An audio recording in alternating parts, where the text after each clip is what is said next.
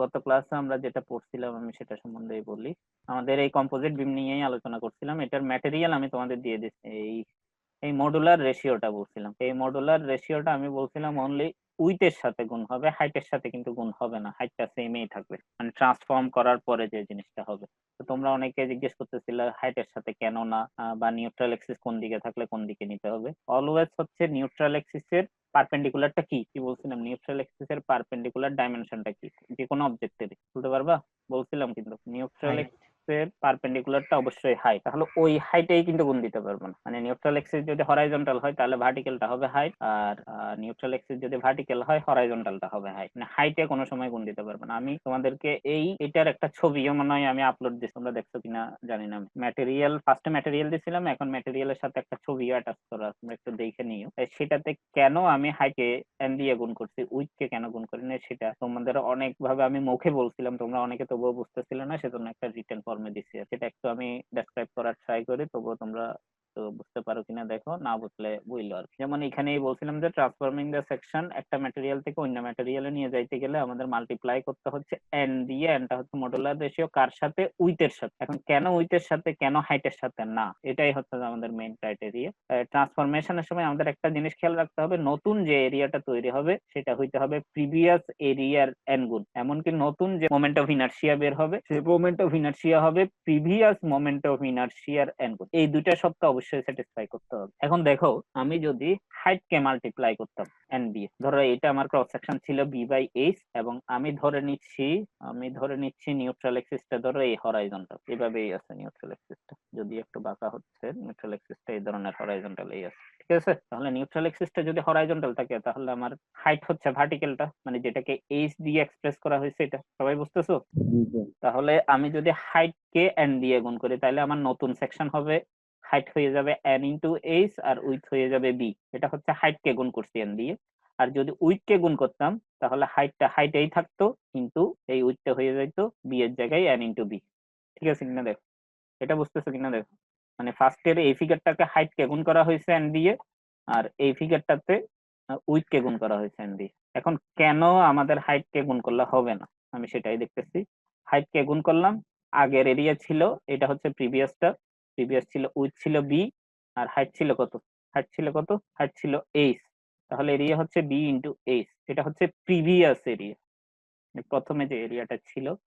এবং আমি যখন ট্রান্সফর্ম করলাম হাইট ক্যান দিয়ে গুণ দিয়ে, তখন এরিয়াটা হয়ে গেছে বি ইন্টু এন এইচ, মানে হাইটটা হয়ে গেছে এখন N H.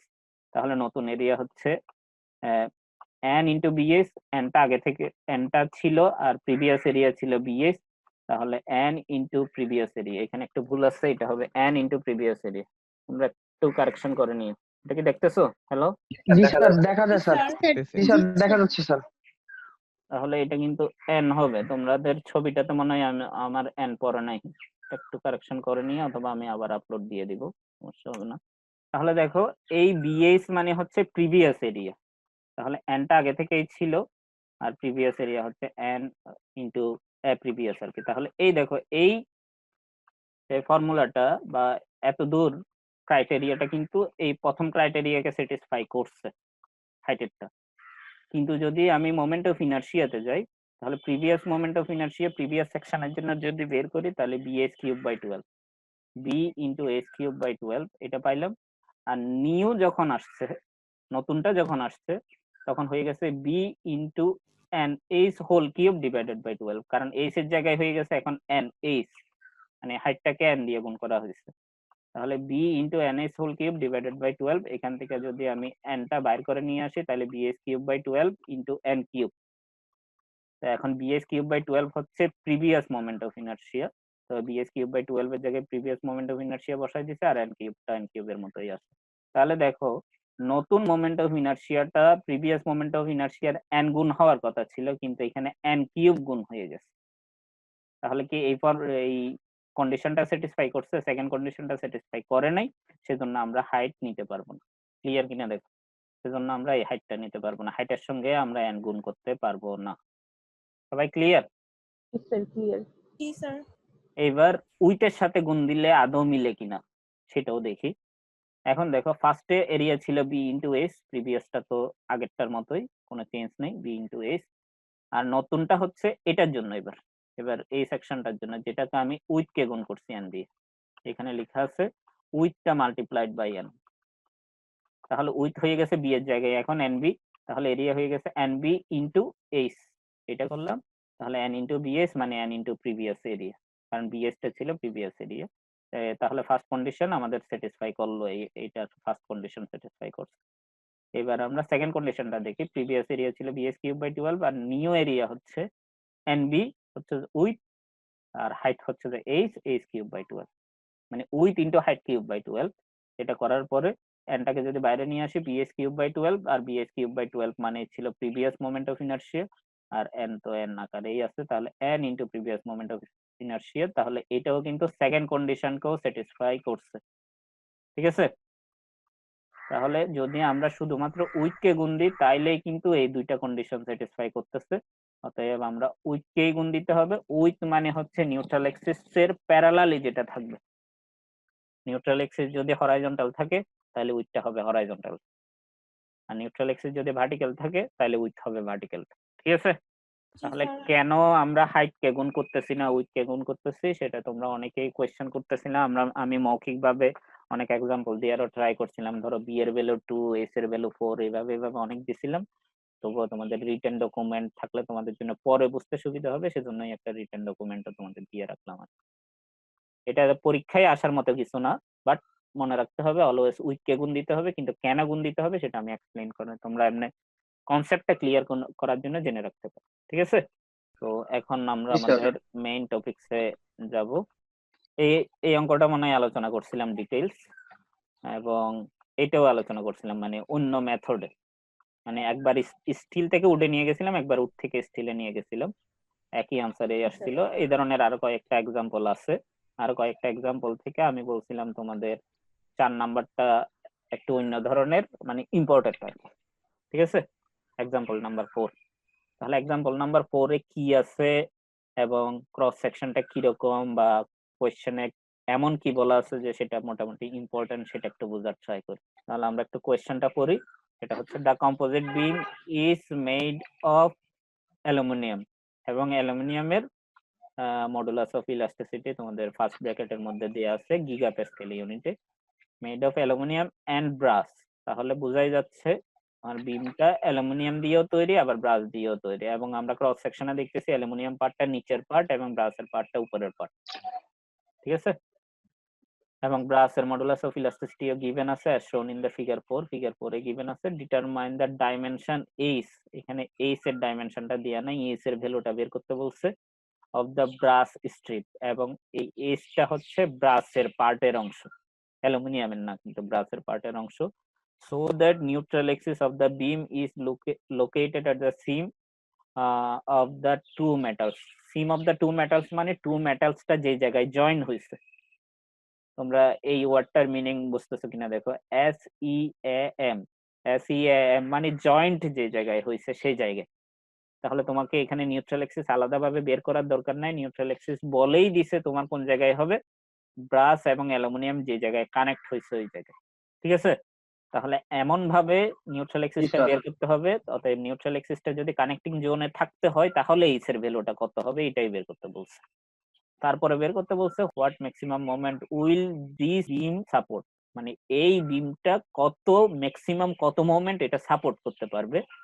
If the allowable bending stress, allowable bending stress মানে আমরা অ্যালাউ করব বেন্ডিং স্ট্রেসটা কত দূর, অ্যালুমিনিয়ামের জন্য হচ্ছে সেটা 128 মেগাপাস্কেল, আর ব্রাসের জন্য সেটা হচ্ছে 35 মেগাপাস্কেল। মানে অ্যালুমিনিয়াম 128 মেগাপাস্কেলের উপরে গেলে ভেঙে যাবে, আর ব্রাস 35 মেগাপাস্কেলের উপরে গেলে ভেঙে যাবে, ঠিক আছে। ধরো আমি বলতেছি, তোমরা একটু রেসপন্স দিও এই কোয়েশ্চেনটার। ধরো ব্রাসে তৈরি হইলো 34 মেগাপাস্কেল আর অ্যালুমিনিয়ামে তৈরি হইলো 130 মেগাপাস্কেল, তাহলে কি বিমটা টিকে থাকবে নাকি টিকে থাকবে না? থাকবে না স্যার, ব্রাসটা টিকে থাকবে, অ্যালুমিনিয়ামটা ভেঙে যাবে।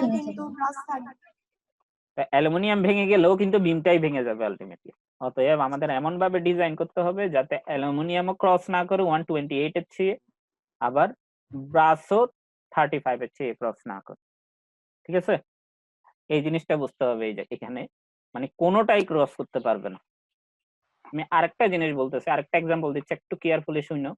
সেটা হচ্ছে ধরো অ্যালুমিনিয়ামেরটা আমি ধরলাম 120 মেগাপ্যাসকেল, অ্যালুমিনিয়ামটা কত হয়েছে 120 মেগাপ্যাসকেল, তখন ব্রাসেরটা হয়েছে 35 মেগাপ্যাসকেল। অ্যালুমিনিয়ামেরটা যখন 120 মেগাপ্যাসকেল, ব্রাসেরটা তখন 35 মেগাপ্যাসকেল। এবং অ্যালুমিনিয়ামেরটা যদি সামান্য বাড়ায়, ব্রাসেরটাও কিন্তু বেড়ে যাবে। তার মানে আমি বুঝাইতে চাচ্ছি অ্যালুমিনিয়ামেরটা 120 মেগাপ্যাসকেল এবং ব্রাসেরটা 35 মেগাপ্যাসকেল হলে তো কোনোটা ভাঙতেছে না। কিন্তু কোনো কারণে যদি অ্যালুমিনিয়ামেরটা তুমি 120 মেগাপ্যাসকেল থেকে 121 করো, তাহলে ব্রাসেরটাও 35 থেকে বেড়ে 37 হয়ে যাচ্ছে। কথার কথা, আমি এজিএম করতে বলতেছি। তাহলে কি বিমটা টিকে থাকবে? না স্যার। না স্যার ভেঙে জি না যাবে স্যার, লিমিট ক্রস করে ফেলছে। মানে এক side বলতে থেকে। চাচ্ছি একটার লিমিটিং ভ্যালু ধরে রাখার জন্য অন্যটার লিমিটিং ভ্যালু থেকে অনেক কম ভ্যালুও তোমার অ্যালাউ করতে হইতে পারে। বুঝছো? আমি বলতে চাচ্ছি যেমন ব্রাসেরটা 35 ক্রস করে যাচ্ছে বলেই তুমি 35 এ রেখে দিতে গিয়ে অ্যালুমিনিয়ামেরটা 120 থেকে বেশি নিতে পারতেছো না। পার্থক্যটা বুঝছো কিনা দেখো, কারণ দুইটাই কিন্তু মানে স্যার একসাথে কানেক্টেড, দুইটা স্যার একসাথে একটারটা কানেক্টেড। আরেকটা দিয়ে কি কভার দিবে এরকম কিছু? না, একটারটা অন্যটা দিয়ে কাভার দিবে না, কোনোটাই ইন্ডিভিজুয়ালি তাদের লিমিটিং ভ্যালু ক্রস করতে পারবে না, কিন্তু লিমিটিং ভ্যালুর ভিতরে থাকবে, কিন্তু ম্যাক্সিমামটা রাখতে হবে। জি স্যার। যেমন আমি তো এটাও অ্যালাউ করতে পারি, ব্রাসেরটা 32, এটারটা 120 অ্যালাউ করতে পারি না? জি স্যার। জি স্যার, কিন্তু ওইটা তো মানে ম্যাক্সিমাম ম্যাক্সিমাম হয় না, বের করতে যাচ্ছিল। সেটা তো কিন্তু ম্যাক্সিমাম হয় না, আমাদের কিন্তু ম্যাক্সিমাম মোমেন্টটা বের করতে বলছে। অর্থাৎ জি ম্যাক্সিমাম স্যার। মোমেন্টের জন্য যে কোনো একটা লিমিটিং ভ্যালুতে অবশ্যই যাবে। স্যার মানে যে কোনো একটা ম্যাক্সিমাম রাখার জন্য আমরা আরেকটাকে যেভাবে মানে ভ্যারি করতে হয় ওইভাবে মানটাকে ভ্যারি করব। আরেকটাকে লিমিটিং ভ্যালু থেকে কম রাখতে হবে আর কি। যে কোনো একটা লিমিটিং ভ্যালুতে যাবে, হয়তো ব্রাসেরটা 35 এ যাবে অথবা অ্যালুমিনিয়ামেরটা 128 এ যাবে। যদি ব্রাসেরটা 35 এ যায়, দেখবে যে অ্যালুমিনিয়ামেরটা হয়তো 128 থেকে ক্রস করে যাচ্ছে, তাহলে তো ওইটা তুমি রাখতে পারতেছো না। তাহলে তুমি অ্যালুমিনিয়ামেরটা 128 রাখতে গিয়ে দেখবে যে ব্রাসেরটা 35 থেকে কমাতে হবে। এ ধরনেরও হইতে পারে। কি আমার কথা শোনা যায় না? জি স্যার। আমি স্যার, বলতে শোনা যাচ্ছে চাচ্ছি স্যার। যে কোনো একটা লিমিটিং ভ্যালুর জন্য অন্য একটার লিমিটিং ভ্যালু থেকেও কম তোমাকে অ্যালাউ করতে হবে। অঙ্কটা করার পরে আমরা আরো ডিটেলস বুঝতে পারবো। আপাতত এই জিনিসটা মনে রাখো যে যে কোনো একটা লিমিটিং ভ্যালুতে পৌঁছাবে, আর একটা লিমিটিং ভ্যালু থেকেও কম থাকবে। ঠিক আছে? জি স্যার। জি স্যার। ওকে, তাহলে আমাদের এখানে কন্ডিশন দিয়ে আছে নিউট্রাল এক্সিসটা হবে ব্রাস এবং অ্যালুমিনিয়ামের জয়নিং লাইনটাতে হইলে এইচ এর ভ্যালুটা কত, আরেকটা জিনিস বের করতে বলছে কি ম্যাক্সিমাম মোমেন্টটা কত জেনারেট হবে। তাহলে আমরা মেইন অঙ্কতে যাই। দেখো ফার্স্টেই ছিল আমাদের, উপরে ছিল ব্রাস আর নিচে ছিল অ্যালুমিনিয়াম। ঠিক আছে, এবং দেখো উইথ অ্যালুমিনিয়ামের উইথ ছিল কত 150 মিলিমিটার, আর হাইটটাও ছিল 150 মিলিমিটার। শুধু অ্যালুমিনিয়ামটা চিন্তা করলো তাহলে, আর ব্রাসের ছিল উইথ ছিল 150 আর ব্রাসের হাইট ছিল 8 মিলিমিটার। তো সেটাই লেখা হয়েছে, এটা 150, এটাও 150 অ্যালুমিনিয়ামের জন্য, আর ব্রাসের জন্য হচ্ছে উইথটা 150 আর হাইটটা হচ্ছে 8। ঠিক আছে, তাহলে আমি ধরো ব্রাস থেকে অ্যালুমিনিয়ামে নিয়ে যেতে চাচ্ছি, তোমরা চাইলে অ্যালুমিনিয়াম থেকে ব্রাসও নিয়ে যেতে পারো। তাহলে ব্রাস থেকে অ্যালুমিনিয়াম নিয়ে যেতে গেলে কোনটা উপরে রাখতে হবে? আমাকে ব্রাসটা উপরে রাখতে হবে, অ্যালুমিনিয়ামটা নিচে রাখতে হবে। এটা গত ক্লাসে আমি একটু ক্লিয়ার করছিলাম, তোমরা যদি যারা দেখে আসছো তারা তো দেখে আসছো, আর নাইলে ভিডিওটা দেখলে আরো ক্লিয়ার হবে তোমার। ঠিক আছে, তাহলে ব্রাসটা যদি উপরে হয়, তাহলে ব্রাস মডুলাস অফ ইলাস্টিসিটি কত গিভেন ছিল কোশ্চেনে? 17 117, আর অ্যালুমিনিয়ামটা ছিল 68.9। এই দুইটার রেশিও করছে 117 ডিভাইডেড বাই 68.9। দশমিকের পরে আমি 3 ঘর লিখছি অ্যাকুরেট ভ্যালু পাওয়ার জন্য। ঠিক আছে, তাহলে 1.698 আসছিল, আমি সেটা লিখছি। তাহলে আমি ব্রাসটাকে অ্যালুমিনিয়ামে নিয়ে যাব। তাহলে দেখো এই ব্রাসটা অ্যালুমিনিয়ামে চলে যাবে এবং হাইটটা সেমই থাকবে, হাইটটা সেমই আছে।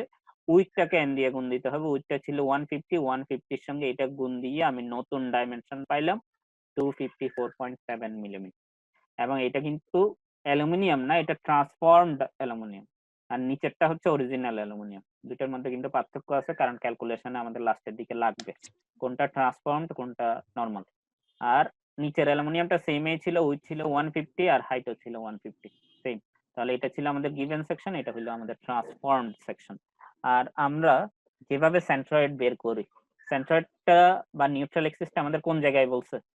ব্রাস আর অ্যালুমিনিয়ামের জয়েন্ট জয়েন্টে, মানে এই জায়গায় আমাদের নিউট্রাল এক্সিসটা আছে, জয়েনিং। এটাই হচ্ছে আমাদের নিউট্রাল এক্সিস, ঠিক আছে? এটাই হচ্ছে আমাদের নিউট্রাল এক্সিস। ওকে, তাহলে এই নিউট্রাল এক্সিস যদি আমরা এই জায়গায় হয়, তাহলে ওয়াই বারের ভ্যালু টপ থেকে বা বটম থেকে তুমি যে কোনো জায়গা থেকে ক্যালকুলেট করতে পারো। তোমরা একটু নোট ডাউন রাখো, এটা কিন্তু বটম থেকে, আমি হয়তো তোমাদেরকে যেটা প্রোভাইড করছি সেটাতে লিখে দেয়া নাই, এটা কিন্তু আমি বটম থেকে বের করছি, টপ থেকে করি নাই, এটা আমি ক্যালকুলেট করছি বটম থেকে। আমি একটু শর্টকাটে লিখি, এই জিনিসটা আমি বটম থেকে বের করছি। তাহলে বটম থেকে সেন্ট্রয়েডের পজিশন কত? 150 না নিউট্রাল এক্সিসের পজিশন? জি স্যার। তাহলে এই ওয়াই বারের ভ্যালু হবে 150। এবার এটার এরিয়া বল অ্যালুমিনিয়াম, 150 ইনটু 150। আর সেন্ট্রয়েডের পজিশন কত বটম থেকে? 75। 75। এইটাই লিখা দেখো, 150 ইনটু 150 ইনটু 75। ঠিক আছে, এতদূর ক্লিয়ার সবার? এবার আসি পরেরটা, ট্রান্সফর্মড অ্যালুমিনিয়ামটা। ট্রান্সফর্মড অ্যালুমিনিয়ামের এরিয়া কত? 254.7 ইনটু এইচ ইনটু এইচ। এই এইচ এর ভ্যালুটা কিন্তু পরে বের হচ্ছে আমার, আমি এখনো জানি না কত। তাহলে 254.7 ইনটু এইচ। আর সেন্ট্রয়েডাল ডিসিশন কত?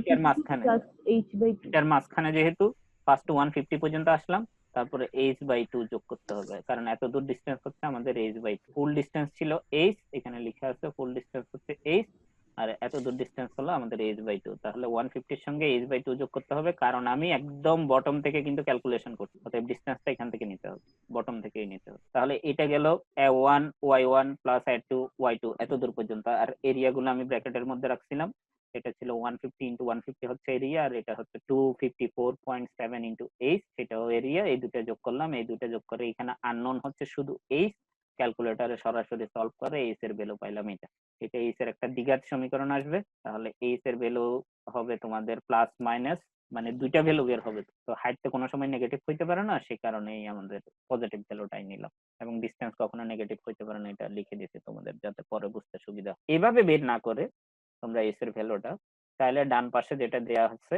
এই নিয়মেও বের করতে পারো। ঠিক আছে, এখন কি এই জিনিসটা আমি ক্লিয়ার করব ডান পাশে যেটা আছে, নাকি তোমরা এইভাবে পারবা? জি স্যার, যে কোনো একভাবে পারলে হইলো। ডান পাশেরটাও বলে দেন। ওকে, ডান পাশেরটাও বলে দিচ্ছি। ডান পাশেরটা আরো তুলনামূলক ইজি। কেন ইজি আমি বলি, নিউট্রাল এক্সিস যে জায়গায়, নিউট্রাল এক্সিস তুমি তো কোন জায়গায় জেনে গেছো, এটাতে এতদিন যে অঙ্ক করতা সেটাতে নিউট্রাল এক্সিস তোমরা নিজেরা বের করতে। নিউট্রাল এক্সিস জেনে গেলে একটু ইজিলি বের করা যায়। নিউট্রাল এক্সিস থেকে উপরে যা আছে তার মোমেন্ট, আর নিউট্রাল এক্সিস থেকে নিচে যা আছে তার মোমেন্ট, এরিয়ার মোমেন্ট, মানে এরিয়া ইনটু ডিসটেন্স।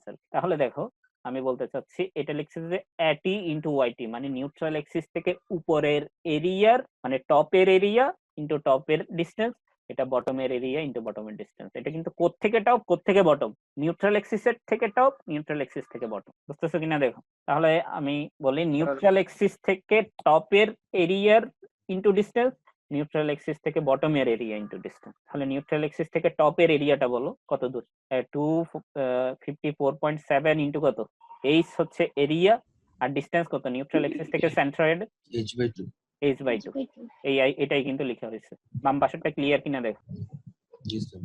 এবার আসো ডান পাশেরটা। ডান পাশেরটার এরিয়া কত? ডান পাশেরটার মানে হচ্ছে নিউট্রাল এক্সিসের বটমেরটা। এরিয়া হচ্ছে 150 ইনটু 150, আর নিউট্রাল এক্সিসের সেন্ট্রয়েড, নিউট্রাল এক্সিস থেকে সেন্ট্রয়েডের ডিসটেন্স 150/2। ঠিক আছে, এটা সলভ করলেও তুমি এর ভ্যালু সেম ভ্যালু এই পাবা। বলো বলো, কি একটা কিছু বলতে চাইছিলে? কোনো কোয়ারি নেই। ওকে, তাহলে দেখো এইচ এর ভ্যালুটা আমাদের বের করতে বলছে। তাহলে এইচ এর ভ্যালু চাইলে তুমি এই মেথডেও করতে পারো, এই মেথডেও করতে পারো। আমি কিন্তু একটা জিনিস লেখা উচিত ছিল, এটা কিন্তু অল্টারনেটিভ, যে কোনো একটা করবা, পরীক্ষায় কিন্তু দুইটা করার দরকার নাই। এগুলো কিন্তু নোট ডাউন রাখবা তোমরা নিজেরাই, যে কোনো একটা করলেই হবে। ঠিক আছে, এটা কিন্তু আমাদের কোয়ারির একটা জিনিস ক্লিয়ার হয়ে গেল। কোয়ারি মানে বলতে চাচ্ছি কোয়েশ্চেনে চাওয়া হয়েছিল এইচ এর ভ্যালুটা, এইচ এর ভ্যালু অলরেডি বের হয়ে গেছে এবং আমি এটা এই জায়গায় লিখে ফেললাম সেটা। ঠিক আছে, তাহলে এই যে এইচ এর ভ্যালু যখন পেয়ে গেছে, এখন আমরা ইজিলি মোমেন্ট অফ ইনার্শিয়া বের করে ফেলতে পারি না? এতক্ষণ এইচ এর ভ্যালু জানি না বলে মোমেন্ট অফ ইনার্শিয়াও বের করতে পারতাম না, কারণ সেকশনেই তো জানি না। এখন কিন্তু এইচ এর ভ্যালু জেনে গেছি, অতএব মোমেন্ট অফ ইনার্শিয়া ইজিলি বের করে ফেলতে পারবো। মোমেন্ট অফ ইনার্শিয়া বের করতে গেলে কি হবে, আমি তোমাদের বলছিলাম এই মেথডে করলে একটা সুবিধা হচ্ছে এইটা দেখে তুমি মোমেন্ট অফ ইনার্শিয়া সরাসরি বলতে পারবো। তোমাদেরকে এই মেথডটা শিখাইছিলাম আমি। জি স্যার।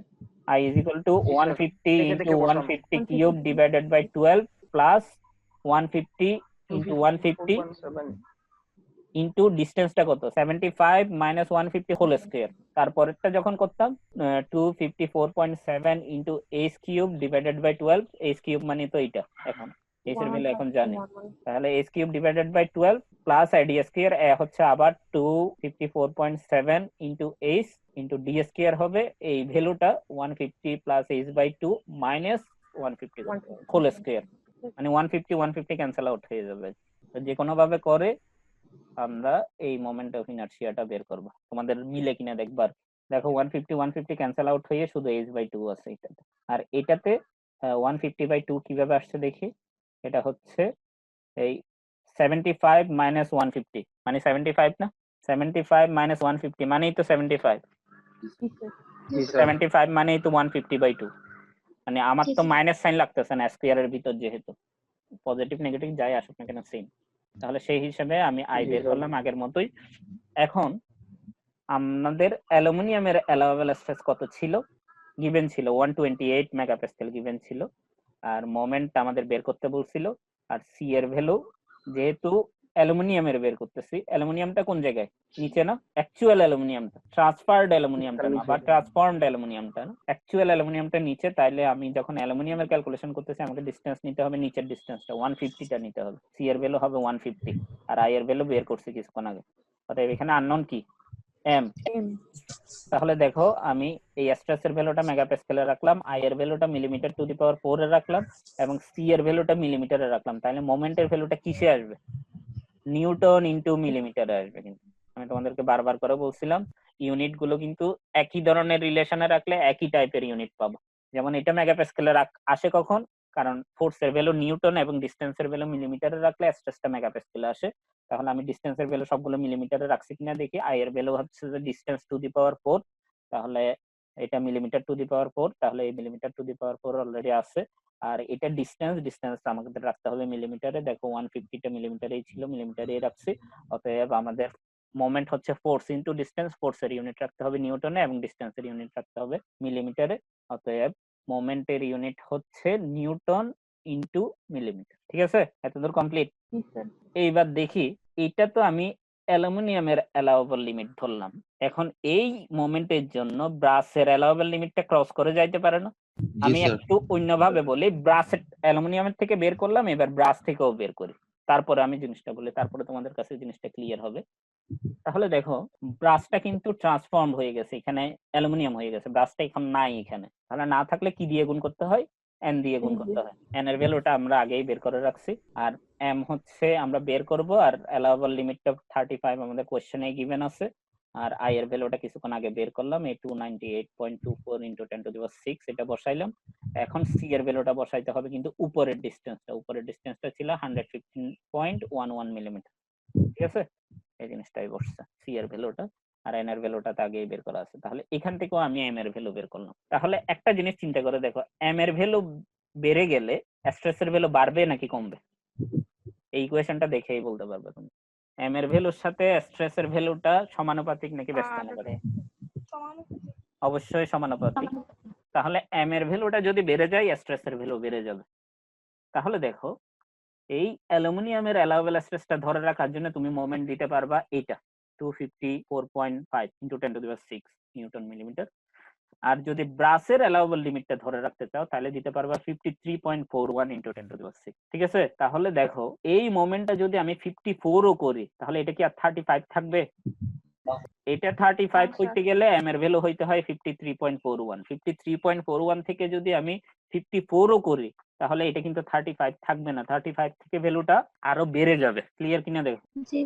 তাহলে এটা তো আমি করতে পারবো না কারণ অ্যালাউয়েবল লিমিটের চেয়ে বেশি হয়ে যাচ্ছে, কিন্তু ব্রাসেরটা বলতেছে 254 পর্যন্ত দিতে পারবো, তাহলে আমাদের টোটাল অ্যালুমিনিয়ামও ফেল করবে না, ব্রাসও ফেল করবে না, এটা হইতে গেলে আমি মোমেন্ট দিতে পারবো কত, কোনটা দিতে পারবো, এটা দিতে পারবো নাকি এটা দিতে পারবো, 53.41 দিতে পারবো। কমটাই দিতে হবে, কারণ কমটা দিলে ব্রাসটাও সেফ থাকবে অ্যালুমিনিয়ামও সেফ থাকবে, বুঝতেছো কিনা দেখ। কিন্তু কমটা যদি দিই, ব্রাসটা ক্রিটিক্যাল, ব্রাসটা অ্যালাউয়েবল লিমিটের কাছাকাছি পৌঁছাইছে বা অ্যালাউয়েবল লিমিটে পৌঁছাবে, কিন্তু যদি আমি 53টা অ্যালুমিনিয়ামে দিই তাহলে অ্যালুমিনিয়াম দেখবা যে 128 এর অনেক কম আসতেছে, বুঝতেছো, কারণ অ্যালুমিনিয়াম 128 এ পৌঁছাইতে গেলে তো 254.5 দিতে হয়, কিন্তু আমি 254.5 তো দিচ্ছি না, আমি দিচ্ছি 53.41, তাহলে 53.41 দিলে হয়তো অ্যালুমিনিয়াম 80-র বেশি উঠবেই না। কিন্তু তবুও আমি দিতে পারতেছি না কেন? কারণ আমার শুধু অ্যালুমিনিয়াম টিকাইলে তো হবে না, ব্রাশটাও তো টিকাইতে হবে। বুঝছো জিনিসটা? স্যার একটু আরেকবার জি স্যার, বুঝতে পারছি। তুমি একটু চিন্তা করো, তুমি এই 254.5টা এখানে বসাই দেখো এই মোমেন্টের ভ্যালুতে। এই মোমেন্টের ভ্যালুতে 254.5 ইন্টু 10⁶ এটা বসাই দেখো, দেখবো যে এটা 35 থেকে অনেক বড় ভ্যালু আসবে। এটা তাহলে 254.5 দিলে এই যে ব্রাসেরটা যেহেতু 35 এর থেকে অনেক বড় ভ্যালু আসতেছে, তাহলে কি তুমি ওটা অ্যালাউ করতে পারবা? না স্যার। না স্যার। অ্যালাউ করতে পারবা না। এখন উল্টা ভাবে বলি, ব্রাসের অ্যালাউয়েবল লিমিট ধরে তুমি যে মোমেন্টটা পাইছো 53.41, সেটা যদি এখানে বসাই দেখো, এই এম এর জায়গায় বসাই দেখো, তাহলে অ্যালুমিনিয়ামের ভ্যালুটা কি 128 আসবে, নাকি 128 থেকে বেশি আসবে, নাকি কম আসবে? তোমার কোনটা মনে হয়? স্যার 120 থেকে বেশি আসবে। কেমনে বেশি আসবে? 128 তৈরি হইতে গেলেই তো 254.5 দিতে হয়, তুমি তো দিচ্ছ মাত্র 53.41। তুমি মোমেন্টের সাথে সমানুপাতিক বললা না, তাহলে মোমেন্ট তো তুমি অনেক কমায় ফেলতেছো। স্যার তাহলে কমে যাবে। হ্যাঁ অবশ্যই কমে যাবে না, এটা 128 থেকে অনেক কমে যাবে। কিন্তু তুমি এটা 128 থেকে 53.41 দিলে 128 থেকে কমে যাচ্ছে, অনেক সেফ থাকতেছে। কিন্তু তুমি আর একটু বাড়াইলেই অ্যালুমিনিয়ামের কোনো সমস্যা হবে না, কিন্তু ব্রাশ তো ভেঙে যাবে। জি স্যার। স্যার তাহলে তার তুমি মানে কিন্তু যেটা আসবে 53 রেজাল্ট পয়েন্ট ওটা আমরা দুইটাতে বসাই দেখবো। দুইটাতে বসাই দেখে যেটা কম আসবে সেটাই হবে আনসার। তাহলে এই দুইটার মধ্যে কম হচ্ছে 53.41 ইন্টু 10⁶ নিউটন মিলিমিটার। এখন নিউটনটাকে যদি আমি কিলো নিউটনে নিয়ে যাই 10⁻³ দিয়ে ভাগ করতে হবে, মিলিমিটারকে যদি মিটারে নিয়ে যাই 10⁻³ দিয়ে আবার ভাগ করতে হবে, মানে 10⁻6টা চলে যাবে, মানে 10⁻6 দিয়ে ভাগ করতে হবে। তাহলে 53.41 কিলো নিউটন মিটার। ইউনিট কিন্তু চেঞ্জ হয়ে গেছে।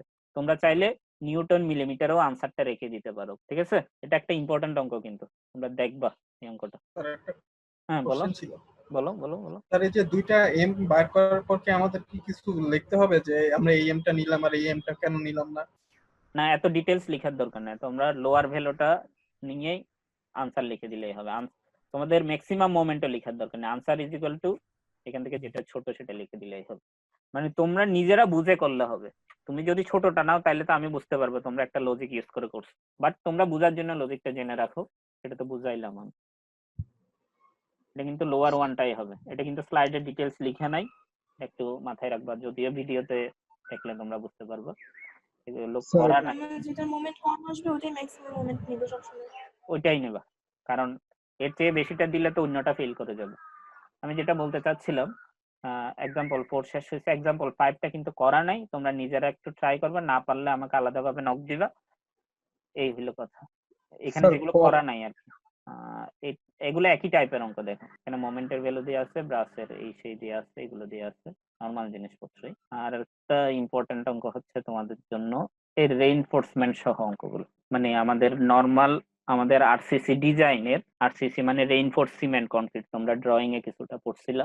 আরসিসি ডিজাইনের অ্যাকচুয়াল যে ধরনের বিম থাকে, অ্যাকচুয়াল বিম গুলো আমাদের রিয়েল লাইফে কিন্তু অ্যালুমিনিয়াম এবং ব্রাসের বিম থাকে না, রিয়েল লাইফে থাকে কনক্রিট আর স্টিলের বিম। এটাও কিন্তু বইয়ের অঙ্ক, তোমাদের কোন জায়গায় কত নাম্বার অঙ্ক এটা দেয়া আছে, এটা বইয়ের এক্সাম্পলেই করে দেয়া। তাহলে দেখি আমরা এটাতে কি বলছে। এটা তো ম্যাক্সিমাম স্ট্রেসটা বের করতে বলছে, determine the maximum stress in the concrete and the steel for a reinforced concrete beam, মানে আরসি বিম। এটাকে আরসি বিম বলে অনেক সময় শর্টকাটে। রেইনফোর্সড কনক্রিট কে সংক্ষেপে ক্যাপিটাল আর ক্যাপিটাল সি দিয়ে এক্সপ্রেস করা হয় with the section shown in the figure 19 if it is subjected to a positive bending moment, এটাতে একটা পজিটিভ বেন্ডিং মোমেন্ট কাজ করতে হচ্ছে বললো, সেটা হচ্ছে 50,000 পাউন্ড ইনটু ফিট, মানে force into distance. the reinforcement consists of 2 number 9 reinforcement। তো তোমরা আপাতত এই জিনিসগুলো বুঝতেছো না, নাম্বার 9 দিয়ে কি বোঝাচ্ছে, নাম্বার 10 দিয়ে কি বোঝায়। তোমরা রেইনফোর্সমেন্ট সম্বন্ধে যখন করছিলা, স্যার ডায়ামিটার না? ডায়ামিটারটা 9/8 নাম্বারে দিয়ে থাকলে 8 দিয়ে ভাগ করলে ডায়ামিটারটা পাবো। ডায়ামিটার হবে 9/8, মানে 9/8 মানে এটা আসে না, একটু করে দেখো তো, 1/8 9/8 মানে কিন্তু এটা। জি স্যার। তো তোমরা যেহেতু নাম্বার 9 মানে ডিটেলস জানো না, সেই কারণে এখানে তোমাদের একটু হেল্প করার জন্য এটা হেল্পিং কালার হিসেবে নীল কালারের দেয়া আছে। তোমাদের পরীক্ষায় এই জিনিসটা নাও দেয়া থাকতে পারে, সোজা কথা নাম্বারে দেয়া থাকলে তোমরা 8 দিয়ে ভাগ করে দিলে যেটা পাবা সেটাই হবে যে তার ডায়ামিটার। মানে এখানে ডায়ামিটার হবে 9/8 ইঞ্চ, ইঞ্চে পাবা, মিলিমিটারে না, কিন্তু ইঞ্চে পাবা, নাম্বারে দেওয়া থাকে। আর অনেক স্যার, সময় 8 দেখ কেন? কোনটা 8 কেন? এটা 8 কেন, এটা হচ্ছে 8 দিয়ে কোডেই এভাবে দেয়া। তোমরা যখন আরসিসি ডিজাইন পড়বা 3-1 উঠে, তখন দেখবা বিভিন্ন কোড ফলো করবা। কোডে এটাকে 8 দিয়ে গুণ করে নাম্বার হিসেবে এক্সপ্রেস করছে, অতএব আমাদের ডায়ামিটার বের করতে গেলে 8 দিয়ে ভাগ করে ডায়ামিটারটা বের করতে হবে। এটা তোমরা যখন 3-1 উঠবা আরো ডিটেলস জানবা। 3-1 হচ্ছে যখন কংক্রিট স্ট্রাকচার পড়বা, তখন কোডের উপরে অনেক কিছু পড়বা। বিএনবিসি যেটা আছে, বাংলাদেশ ন্যাশনাল বিল্ডিং কোড, এই বিএনবিসি তে এগুলো সম্বন্ধে অনেক কিছু লেখা আছে। তোমাদের এগুলো কোড পরে ডিজাইন করতে হবে, মানে কোডে যা বলছে ওইভাবে ডিজাইন করতে হবে। এখন কথা হচ্ছে কোডে যে এভাবে বলা আছে বিএনবিসির কোডে কেন বলা হইলো এরকম, সেটা হচ্ছে এক্সপার্টরা মিলে অনেকগুলো অ্যানালাইসিস করে করে দেখছেন যে এইভাবে কোডে, মানে এইভাবে ডিজাইন করলে বিল্ডিংটা টিকে থাকে, এইভাবে ডিজাইন করলে বিল্ডিংটা থাকে না, এইভাবে করলে এরকম হয়, এইভাবে করলে এরকম হয়। এগুলো এক্সপিরিয়েন্স থেকে একটা শর্ট নোট আকারে তৈরি করা হয়েছে, যেটা বিএনবিসির কোডে ইমপ্লিমেন্ট করা হয়েছে। যেমন দেখা যায় ধরো একটা জায়গায় যাইতে গেলে দুইটা পথ আছে, দুইটা ওয়েতে তুমি যাইতে পারো, তো যে দুইটা ওয়েতেই গেছে সে বলতে পারবে কোন ওয়েতে গেলে তোমার জন্য ইজি হবে। তো তুমি যখন যাচ্ছ তোমাকে আগে থেকেই বলে দিলে তুমি এই ওয়েতেই যাও, জিনিসটা এই টাইপের আর কি, আগে থেকেই একটা গাইডলাইন দিয়ে দেয়। তো ওইটাই বলতেছিলাম আর কি, দেখা যাচ্ছে একটা গাইডলাইন আছে, ওইটাই আমরা ফলো করে করি, এবং ওই গাইডলাইনে ইজিলি এক্সপ্রেস করার জন্য, যেমন ধরো তোমাকে বলা হইলো 9 নাম্বার রড ইউজ করতে, তাহলে তুমি ইজিলি বুঝতেছো বা ইজিলি বলা যাচ্ছে। যদি বলে তোমাকে 9/8 মানে কত আসে, 9/8 মানে কত দশমিকে বললে 1.125 ইঞ্চ আসে। তোমাকে যদি বলে 1.125 ইঞ্চের রড ইউজ করো, তাহলে এটা একটু ডিফিকাল্ট হয়ে যায়, সেজন্য একটা রাউন্ড নাম্বারে নিয়ে যাওয়ার ট্রাই করা হয়েছে। বুঝতেছো জিনিসগুলো? এগুলো কোডেই 8 দিয়ে গুণ করছে বলেই আমরা 8 দিয়ে ভাগ করে বের করতেছি। শুনতেছো তোমরা? জি স্যার। আচ্ছা, এত দূরেই। এই হচ্ছে তাহলে নাম্বার 9 রড ইউজ করা হয়েছে বা স্টিল বার ইউজ করা হয়েছে কয়টা, কয়টা কি দেখতেছো তোমরা, কয়টা ইউজ করা হয়েছে? 2টা। দুইটা, এখানে ছবির মধ্যেই আছে কিন্তু দুইটা রড, ঠিক আছে। এবং সেগুলোর ডায়ামিটার হচ্ছে 9/8, মানে 1/8 ইন ডায়ামিটার। এটা হচ্ছে ইঞ্চ ইন ডায়ামিটার, মানে ডায়ামিটারে এত inch, have a cross sectional area, এবং এরিয়া ধরতে হবে 1 ইঞ্চ স্কয়ার। মানে ডায়ামিটার জানলে তো তোমরা এরিয়া বের করতে পারো π/4 ইন্টু ডি স্কয়ার দিয়ে অথবা πr স্কয়ার দিয়ে, সেটা করেই দেখবা তোমাদের এটা 1 ইঞ্চের কাছাকাছি একটা ভ্যালু আসবে। এবং বলছে কি মডুলার রেশিও যেটা বের করি আমরা, assume the ratio of modulus of elasticity. Modular ratio মানেই তো মডুলাস অফ ইলাস্টিসিটির রেশিও, সেই রেশিওটা সরাসরি দিয়ে দিছে 15 এজিউম করার জন্য, মানে তোমাদের এইটা আর বের করার দরকার নাই, সরাসরি গিভেন করে দিছে। এখন দেখো, আর এই টাইপের অঙ্কগুলোতে অলওয়েজ মনে রাখবা একটা ফেসিলিটি আছে, স্টিল থেকে কনক্রিটে নিলে, কনক্রিট থেকে স্টিলে নিলে অনেক ঝামেলা হয়, সেজন্য আমি এটা এখানে দেখাই নাই। স্টিল থেকে কনক্রিটে নিলে এটা ইজিলি সলভ করা যায়, মানে অনেক প্রবলেম তুমি কম ফেস করবা, সেজন্যই আমি এখানে করে দিছি স্টিল থেকে কনক্রিট হিসেবে। তাহলে স্টিল থেকে কনক্রিট হইলেই কিন্তু এটা 15 হয়। এই দেখো এখানে বলে দিছে steel to that of concrete, মানে স্টিলটা কনক্রিটে ট্রান্সফার করছে, ঠিক আছে, তখনই এন এর ভ্যালুটা 15 এজিউম করতে বলছে। তাহলে এই 15 এজিউম করলাম আমি, এবং আমার এই ক্রস সেকশনটা গিভেন ছিল, পুরোটা ছিল কনক্রিট, এই দুটা স্টিল ছিল। সবাই ক্লিয়ার কিনা? এরপরে কিন্তু আমি একটা নতুন জিনিস বলবো, সেটা তোমাদের বুঝতে হবে। নতুন জিনিস মানে হচ্ছে স্টিল, আর আমরা স্টিল ইউজ করি কেন, সেটা তোমরা গত ক্লাসে অনেকে বলছিল, কেন স্টিল ইউজ করি বলো দেখি, তোমরা জানো তো? বেন্ডিং স্ট্রেস না তোমাদের একজনে মনে হয় আনসারও দিছিল গত ক্লাসে, ম্যাটেরিয়ালে পড়ছো। স্যার, কংক্রিট তাড়াতাড়ি স্যার ভেঙে যাতে যায় টেনশনটা আর নিতে পারে স্টিল স্যার, কনক্রিট টেনশন নিতে পারে না, সেজন্যই টেনশন নিতে পারার জন্য ডাক্টিলিটি বেশি। তো এর জন্য স্টিলটা দেওয়া হয় স্ট্রাকচার দিতে পারে মানে টেনশন নিতে পারে না কনক্রিট, সেজন্যই টেনশন নিতে পারে মতো এমন একটা মেম্বার আমাদের ইউজ করতে হচ্ছে, সেটা হচ্ছে স্টিল। আরো অনেকগুলো রিজন আছে, সেটা তোমরা 3-1 এ গিয়ে ডিটেইলস পড়বা। মানে টেনশন নিতে পারে মতো আমরা স্টিল কেন ইউজ করতেছি, অন্য মেম্বারও তো ইউজ করতে পারতাম, কিন্তু কেন স্টিল ইউজ করতেছি সেটারও কিন্তু রিজন আছে, সেগুলো তোমরা 3-1 এ ডিটেইলস পড়বা, মানে ফুল একটা আলাদা কোর্স পাবা। এটা ফার্স্ট লেকচারে অথবা সেকেন্ড লেকচারে এগুলোই আলোচনা করা হবে তোমাদের 3-1-5, মানে 3-1 এর যে কোর্সটা। তো আমি সেগুলো আলোচনা করতেছি না, আপাতত বলতেছি, একটাই বলতেছি, সেটা হচ্ছে কনক্রিট টেনশন নিতে পারে না, সেজন্য টেনশন নিতে পারে মতো এমন একটা মেম্বার ইউজ করতে হবে, সেটা আমরা এখানে মাইল্ড স্টিল ইউজ করি। তাহলে দেখি, চিন্তা করে দেখি, এই ফুলটাই কিন্তু কনক্রিট দিয়ে তৈরি, ঠিক আছে, এই ফুল রেক্টেঙ্গেলটাই কিন্তু আমাদের কি দিয়ে তৈরি, কনক্রিট দিয়ে তৈরি, মাঝখানে দুইটা স্টিল রড ইউজ করা হয়েছে। এখন একটা জিনিস চিন্তা করে দেখো, পজিটিভ বেন্ডিং বলা হয়েছে, পজিটিভ বেন্ডিং এর জন্য টেনশন কোথায় হয়? পজিটিভ বেন্ডিং এ টেনশনটা টেনশন নিচে হয়। সেজন্যই কিন্তু রেইনফোর্সমেন্টটা এখানে কোথায় দিছে, নিচে দিছে। রেইনফোর্সমেন্ট কিন্তু অনেক সময় উপরেও থাকে। উপরে কখন থাকবে তাইলে? যখন নেগেটিভ যখন নেগেটিভ মোমেন্ট হবে তখন রেইনফোর্সমেন্ট থাকবে উপরে। তাহলে যেহেতু পজিটিভ বেন্ডিং, দেখো কোশ্চেনে বলা আছে এখানে কোন এক জায়গায়, এই দেখো পজিটিভ বেন্ডিং বলা, পজিটিভ বেন্ডিং যেহেতু, তাহলে আমি বুঝতেছি রেইনফোর্সমেন্ট থাকবে নিচে, এবং ফিগারেও তোমাকে এঁকে দিবে নিচেই থাকবে। তবুও তোমরা একটু মিলানোর জন্য বা তোমাদের কনসেপ্টটা ক্লিয়ার জন্য আমি ডিটেলস বলতেছি। তাহলে নিচে রেইনফোর্সমেন্ট থাকলো। এখন দেখো নিচে তাইলে টেনশন তৈরি হবে, এটা তো বুঝলাম। তাহলে নিচে যে কনক্রিট গুলো আছে সেই কনক্রিট গুলো তো টেনশন নিতে পারে না। তাহলে আমাদের নিচের দিকের কনক্রিট গুলো তো কোনো কাজেই লাগতেছে না বলে মনে হচ্ছে। এরকম হয়ে যাচ্ছে না? কারণ টেনশন তৈরি হচ্ছে নিচে, টেনশন তৈরি হওয়ার জন্য তো স্টিল আছেই, কনক্রিট কিন্তু টেনশন নিতে পারতেছে না।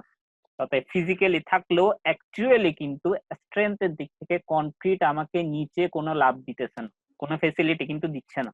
এখন কতদূর পর্যন্ত এই জিনিসটা কিন্তু আমাদের বের করতে হবে, ঠিক আছে? জি স্যার। তাহলে এটা বের করার জন্য আমাদের নিউট্রাল এক্সিস এর পজিশনটা বের করতে হবে, মানে সেন্ট্রয়েডটা বের করতে হবে। দেখো তাহলে আমি ধরে নিলাম কি নিউট্রাল এক্সিসটা উপর থেকে এক্স ডিসটেন্স নিচে আছে। এখন এক্স ডিসটেন্স নিচে আছে, টোটাল হাইটটা কত ছিল আগের ফিগারেই দেখে আসি। টোটাল হাইট ছিল উপরের কনক্রিট থেকে নিচের স্টিল পর্যন্ত যে হাইটটা, সেটা ছিল কত? 20 ইঞ্চ। উপরের থেকে নিচের স্টিল পর্যন্ত ডিসটেন্স ছিল 20 ইঞ্চ, এবং নিচের কনক্রিট পর্যন্ত ডিসটেন্স ছিল 22 ইঞ্চ।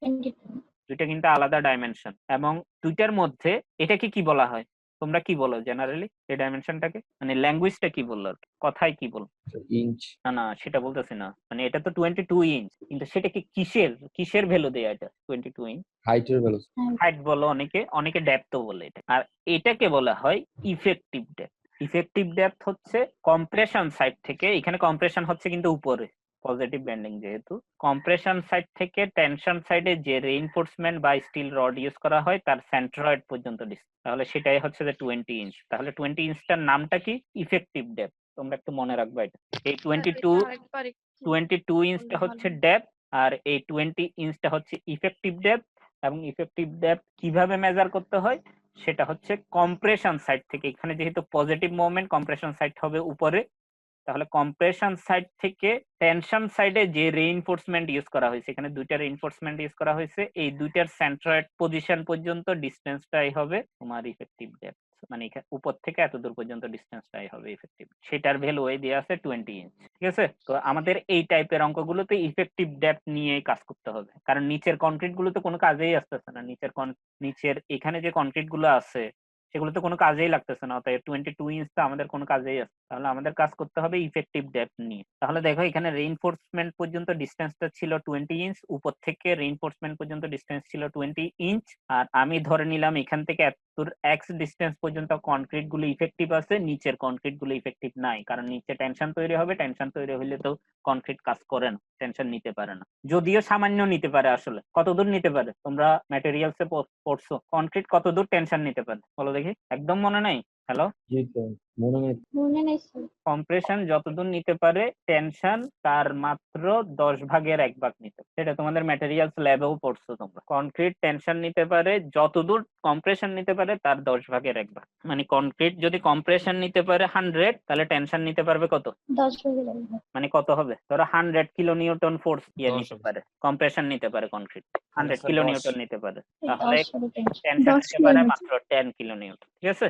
ওই ধরনের আর কি 10/1। এটা কিন্তু টেন্টেটিভ হিসাব, এক্সাক্ট না। তো আমরা কিন্তু অ্যানালাইসিসের সময় এই 10/1 ধরি না, আমরা ধরি একদম টেনশন নিতে পারে। অ্যানালাইসিসের সময় দুইটা কিন্তু আলাদা জিনিস। অ্যানালাইসিস এবং ডিজাইনের সময় আমরা ধরি যে টেনশন নিতে পারে না, তাহলে এটা আমরা অ্যানালাইসিস করতেছি, সেজন্যই আমরা ধরি যে নিউট্রাল এক্সিসের নিচে, নিউট্রাল এক্সিসের পজিশনটা এই জায়গায় অ্যাজিউম করতেছি, মানে উপর থেকে এক্স ডিসটেন্স নিচে, তাহলে এর নিচে টেনশন তৈরি হবে বলেই আমি কিন্তু এটাকে কালার করি নাই।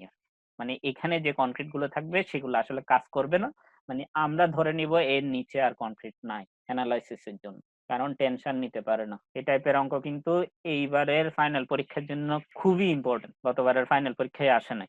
এই টাইপের অঙ্ক, ঠিক আছে? যদিও একটু ট্রিকি, তোমরা যদি একটু প্র্যাকটিস করো আশা করি তোমাদের কাছে ইজি হয়ে যাবে। তাহলে আমি আবার বলতেছি, এটাকেই আমি নিউট্রাল এক্সিস ধরছি। দেখো এই নীল কালারের লাইনটা এখানে লেখা আছে, এটা নিউট্রাল এক্সিস, এই পাশে এসে লিখছি। তাহলে এই নিউট্রাল এক্সিসের উপরে কম্প্রেশন হবে, মানে কনক্রিট তখন আছে, কারণ কনক্রিট কম্প্রেশন নিতে পারে। এর নিচে টেনশন হবে বলে আমরা কনক্রিটকে নেগলেক্ট করতেছি, নাই হিসেবে চিন্তা করতেছি, যদিও রিয়েলি ফিজিক্যালি আছে, কিন্তু স্ট্রেংথের দিক থেকে আমাদের কোনো কাজ দিচ্ছে না বলে স্ট্রেংথ হিসাব করার সময় আমরা ধরতেছি ওখানে কোনো কনক্রিট নাই। এখন দেখো, তাহলে এই ডিসটেন্সটা যদি x হয়, ফুল ডিসটেন্সটা ছিল 20 ইঞ্চ, তাহলে নিচের ডিসটেন্সটা হবে 20 মাইনাস x ইঞ্চ। এটা তো ইজিলি বুঝতেছো। তারপরে এখন দেখো, আমি কিন্তু স্টিলকে কনক্রিটে নিয়ে যাচ্ছি, তাহলে ফার্স্টে স্টিলের এরিয়াটা আমি বের করলাম। স্টিলের এরিয়াটা কত?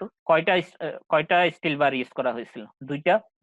এবং নাম্বার 9 এর এরিয়াটা কোশ্চেনে গিভেন ছিল কত? ক্রস সেকশনাল এরিয়া কত দেয়া? 1 ইঞ্চ স্কয়ার। তাহলে এটার কিন্তু একটা রেইনফোর্সমেন্ট, কিন্তু আমরা রেইনফোর্সমেন্ট ইউজ করছি 2টা, তাহলে 2টার এরিয়া হবে 2 × 1, মানে 2 আর কি, টোটাল 2 ইঞ্চ স্কয়ার। এতদূর ক্লিয়ার কিনা বল? আর উইথের ভ্যালু তো আগেই কোশ্চেনে গিভেন ছিল 10 ইঞ্চ, এটা কিন্তু কোশ্চেনে গিভেন ছিল, এই দেখো এখানে গিভেন ছিল 10 ইঞ্চ, ওইটাই ওখানে লিখছে, ঠিক আছে? এখন আস্তে আস্তে দেখো, এই কনক্রিটটা সেমই থাকবে, ট্রান্সফার করতেছি এখন, এই কনক্রিটটা সেমই থাকবে, এই কনক্রিট চেঞ্জ হবে না, কারণ আমি কনক্রিটে নিয়ে যাচ্ছি স্টিলকে, তো এইখানের স্টিলটা কনক্রিটে চলে যাবে। তাহলে এইখানে যতদূর হাইট ছিল, এই হাইটটা এখানেও হাইট হিসেবে সেমই থাকবে, কিন্তু উইথটা দেখো অনেক বেড়ে গেছে, উইথটা অনেক বেড়ে গেছে, এবং এরিয়াটা হয়ে গেছে উইথ n গুণ বাড়া, মানে কি এরিয়াও n গুণ বাড়া না? তাহলে আগে এরিয়া ছিল 2, এখন এরিয়া হয়ে গেছে 2 ইন্টু কত? n, মানে 15। তাহলে 15 ইন্টু 2 মানে কত? 30 না? এই 30 ইঞ্চ স্কয়ার, এটা হচ্ছে এরিয়া। এতদূর ক্লিয়ার কিনা দেখো, এতদূর ক্লিয়ার? এতদূর বুঝতে পারলে এই অঙ্কে আর কিছু নেই। কারো কোনো কনফিউশন থাকলে বলো, আমি আবার রিপিট করে দরকার হলে। কারো কোনো কনফিউশন নাই? জি স্যার আছে স্যার। স্যার 30টা কিভাবে হলো স্যার, এটা আবার বলবেন স্যার। 30 হচ্ছে এখানে লেখা আছে দেখো, s ইন্টু n, আমরা n দিয়ে গুণ করতাম না উইথকে, আমরা তো ট্রান্সফার করতে গেলে উইথকে n দিয়ে গুণ করতাম, মনে আছে? গত ক্লাসেই পড়ছি আমরা এটা। জি স্যার মনে আছে। তাহলে উইথকে n দিয়ে গুণ করা মানে কি? এরিয়াকেও n দিয়ে গুণ করা, মোমেন্ট অফ ইনার্সিয়াকেও n দিয়ে গুণ করা, দেখাইলাম না তোমাকে কিছুক্ষণ আগে? আজকেই ফার্স্টে দেখাইছি এটা। এরিয়াকেও n দিয়ে গুণ করা, আবার মোমেন্ট অফ ইনার্সিয়াকেও n দিয়ে গুণ করা। তাহলে দেখো এখানে এরিয়াটা কত? 2, এখানে এরিয়াটা ছিল 2, এবং সেই স্টিলটাকেই আমি কনক্রিটে নিয়ে যাচ্ছি, তাহলে এই 2 কেই আমার 15 দিয়ে গুণ করতে হবে। জি স্যার বুঝতে পেরেছি। তাহলে এটা হচ্ছে n এর ভ্যালু, আর এটা হলো s এর ভ্যালু, সেজন্য n ইন্টু s লিখে রাখছি আমি এখানে, এটা দেখলেই বুঝতে পারবো। n ইন্টু s, n এর ভ্যালু হচ্ছে 15 আর s এর ভ্যালু হচ্ছে 2, এই দুইটা গুণ করলেই আসতেছে 30। এবং এটা কিন্তু এরিয়া, সেজন্য ইঞ্চ স্কয়ার লিখছি, এটা কিন্তু ডাইমেনশন না, এটা কিন্তু এই উইথটা না, এটা ফুল এরিয়াটা বুঝাইছে, ঠিক আছে? এখানে যে স্টিলটা আছে, স্টিলটা কনক্রিটে চলে গেল, এখন এটা কিন্তু এখন কনক্রিটে চলে গেছে, যদিও ফার্স্ট স্টিলে ছিল, সেটা ট্রান্সফর্মড এরিয়াটা বলতেছে। আর এই ডিসটেন্সটা ছিল 10 ইঞ্চ, এটা ছিল x, জানি না আমি, আর ফুলটা ছিল 20, অতএব এটা 20 মাইনাস x। এখন আমাকে x এর ভ্যালুটা বের করতে হবে। এখন দেখো, এটাও আগের অঙ্কের মতো না, 2 × 1 কেন হলো? একটা স্টিল রডের এরিয়া কত? 1 ইঞ্চ। 1 ইঞ্চ। 1 ইঞ্চ স্কয়ার, আমি তো এখানে দেখাইলাম, এই দেখো ও আচ্ছা। সেকশনাল এরিয়া হচ্ছে 1 ইঞ্চ স্কয়ার, দুইটা ইউজ করা হয়েছে যে সেজন্যই 2 × 1 হয়েছে আর কি, মানে দুইটার একসাথে বের করতে আর কি 2 হয়েছে। তিনটা ইউজ করা হইলে 3 হইতো, চারটা ইউজ করা হইলে 4 হইতো, যদি নাম্বার 9 ইউজ করা হয়, ঠিক আছে? তো তোমাদের যদি নতুন অন্য নাম্বার থাকে তাহলে তোমরা তো ইজিলি এরিয়া বের করে নিতে পারো, কারণ ডায়ামিটার তোমরা জানোই। নাম্বার 6 থাকলে ডায়ামিটার হবে 6/8, 6/8 থেকে এরিয়া তো ইজিলি বের করে নিতে পারো π/4 d স্কয়ার থেকে। নাম্বার 6 হইলে এরিয়া যত আসবে তখন সেই এরিয়াটা ইউজ করতে হবে, 1 ইউজ করতে পারবে না। এই টাইপের আরো অনেকগুলো এক্সাম্পল আছে, আমি আরো দেখাইলে তোমাদের আরো ক্লিয়ার হবে। তাহলে এই ফিগারটা পর্যন্ত ক্লিয়ার কিনা দেখো, যেখানে x এর ভ্যালু আমি এখনো জানি না। তাহলে দেখো, নিউট্রাল এক্সিসটা ধরছি আমি এই পজিশনে, তাহলে পজিশনটা জানি, পজিশন জানলে আমি নিউট্রাল এক্সিস দুই ভাবে ক্যালকুলেট করতে পারি, আমি তোমাদের কিছুক্ষণ আগেই বলছিলাম। একটা হচ্ছে আমরা যেভাবে নরমালি করে থাকি সেভাবে, মানে টপ থেকে y_t মানে আমি টপ থেকে হিসাব করছি a1 y1 plus a2 y2 divided by a1 plus a2। তাহলে দেখো টপ থেকে নিউট্রাল অ্যাক্সিস এর ডিসটেন্স কত, x, এই x বসাইলাম, y_t এর ভ্যালু, y_t এর ভ্যালু আমি x বসাইলাম। তারপর হচ্ছে a1 into y1, এটার এরিয়া কত, এটার 10 into x। এবার উপর থেকে হিসাব করতেছি হিসেবে সেন্ট্রয়েডের ডিসটেন্স কত উপর থেকে, x/2, এই 10 into x into x/2। এবার নিচেরটার এরিয়া কত, এরিয়া কিন্তু আলাদাভাবে বের করার দরকার নেই, নিচেরটার এরিয়াই হচ্ছে 30 ইঞ্চ স্কয়ার। তাহলে এখানে যে 10 into x করছি, 10 into x এখানেও 30 into সামথিং করার দরকার নাই, 30টা সরাসরি এরিয়াতেই আছে, সেজন্য কিছু করার দরকার নাই। এবার আমাদের উপর থেকে ডিসটেন্সটা লাগবে, এই উপর থেকে ডিসটেন্সটা কত ছিল, এটা সেন্ট্রয়েড পর্যন্ত 20 ছিল না, মানে 20 minus x plus x আর কি, মানে 20, এই 20টাই আসলো। তাহলে ডিভাইডেড বাই এরিয়া গুলো আমি ব্র্যাকেটে রাখছি, এই এরিয়া গুলো যোগ করে দিছি। এখানে আননোন হচ্ছে x, x টা আননোন, x এর ভ্যালুটা আমি বের করলাম। এখন তোমাদের আমি অন্যভাবেও বলছিলাম নিউট্রাল অ্যাক্সিস, বুঝি নাই x/2 স্যার, কোনটা, x/2 স্যার, x/2 কোনটার কথা বলতেছো বুঝি নাই আমি। স্যার, যে 10 into x into x/2 sir, x/2 টা কোথেকে আসছে স্যার? x/2 হচ্ছে উপর থেকে আমি সেন্ট্রয়েড বের করতেছি, এই এরিয়াটার উপর থেকে সেন্ট্রয়েডটা কত, এটা মাঝখানে না সেন্ট্রয়েডটা, ও আচ্ছা, জি স্যার। তাহলে পুরাটা x, তাহলে x/2 তে হবে না, এটা কিন্তু উপর থেকে বের করছি আমি, এখানে t মানে টপ থেকে বোঝাইছে, সেন্ট্রয়েডাল ডিসটেন্স ফ্রম টপ, ঠিক আছে। তাহলে এইভাবে আমি x এর ভ্যালুটা বের করে নিতে পারি, অথবা অন্যভাবে বলছিলাম তোমাদের পজিশন যদি জানি, উপরেরটার এরিয়া ইনটু ডিসটেন্স, নিচেরটার এরিয়া, এই 20টা উপর থেকে এটার সেন্ট্রয়েড বের করো, একদম উপর থেকে এটার সেন্ট্রয়েড পর্যন্ত ডিসটেন্স বের করো, কত আসে, এই মাঝখান পর্যন্ত ডিসটেন্স, এত দূর কত, এত দূর ডিসটেন্স কত, 20 minus x, আর এত দূর ডিসটেন্স কত, x, দুটো যোগ করো, কত আসে 20। ডিসটেন্স মানে কিন্তু যেখান থেকে আমরা হিসাব করতেছি সেখান থেকে যেটার বের করতেছি সেটা সেন্ট্রয়েড পর্যন্ত ডিসটেন্স। আবার অন্যভাবেও করতে পারি, আমি তোমাদের বলছিলাম না টপের এরিয়া ইনটু টপের ডিসটেন্স, বটমের এরিয়া ইনটু বটমের ডিসটেন্স, তাহলে সেভাবে যদি করি, দেখো টপের এরিয়াটা কত 10 into x, আর এই সেন্ট্রয়েড থেকে ডিসটেন্স কত, এই নিউট্রাল এক্সিস থেকে এটার সেন্ট্রয়েড ডিসটেন্স x/2, ঠিক আছে। আর এটার এরিয়া হচ্ছে 30 ইনটু সেন্ট্রয়েডাল ডিসটেন্স হচ্ছে 20 minus x, এই এটা করে x এর ভ্যালুটা বের করছি, সেম আনসারই আসবে, আমরা যে কোনো ভাবেই করতে পারো, ঠিক আছে, যেটা ইজি মনে হয়। স্যার একটা কোশ্চেন ছিল। বলো। স্যার ওই স্লাইডে স্যার এখানে স্যার সেন্ট্রয়েড থেকে নিউট্রাল এক্সিস এরিয়াটা হবে না স্যার, আমরা যে নিছি 30 into 20 যেটা, এটা জি স্যার। না, এটার হিসাব হবে তুমি রেফারেন্স কোন জায়গা থেকে ধরছো, এটা নিউট্রাল এক্সিস থেকে স্যার ধরছি না রে। না, আমরা নিউট্রাল এক্সিস থেকে জন্য ফর্মুলা এটা আলাদা। ও আচ্ছা স্যার, এটা নিউট্রাল এক্সিস থেকে, এটা কিন্তু রেফারেন্স টপ থেকে। জি স্যার, বুঝতে পারছি। এটাতে তো নিউট্রাল এক্সিস এর পজিশন জানি না হিসেবে ধরছি, এবং নিউট্রাল এক্সিস এর পজিশন বের করলাম উপর থেকে 8.36 ডিসটেন্স নিচে।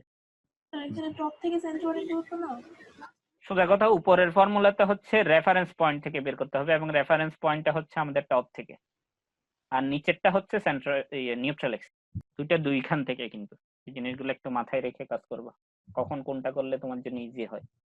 তো যদি তোমাদের কনফিউশন লাগে অলওয়েজ এই টাইপের ইউজ করো, যদিও একটু লেন্দি হবে, এত কনফিউশন জেনারেট করবে না, তোমাদের যেটা ইজি হয় তোমরা যদি মাথায় রাখতে পারো নিচেরটাও ইউজ করতে পারো। জি স্যার। এখন দেখো একইভাবে আমি মোমেন্ট অফ ইনার্শিয়া বের করছি bs³/12 প্লাস ad²।